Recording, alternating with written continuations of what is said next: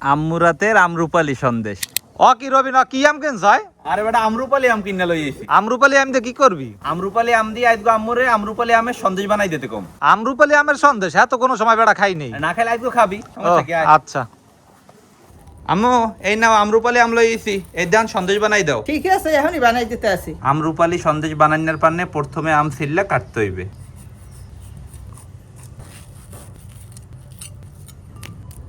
আম কাটা হয়ে গেছে, এখন এই আম ব্লেন্ড করতে হইবে।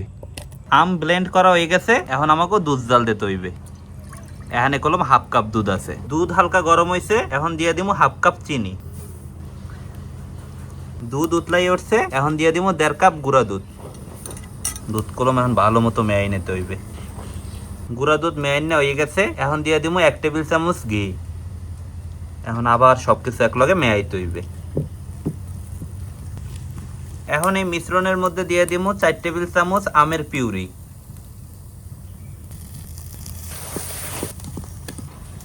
পুরোপুরি লাড়াচাড়া দেওয়া হয়ে গেছে, দেখছেন? এখন কলমার ফ্রাই প্যানে লাগতে আছে না। আম্মু আনকে উড়াই থবা? হ্যাঁ এখন উঠে হেলাইতে হইবে। আচ্ছা, মিশ্রণটা হালকা জুড়াই গেছে, এখন ভালো মতো মথতে হইবে।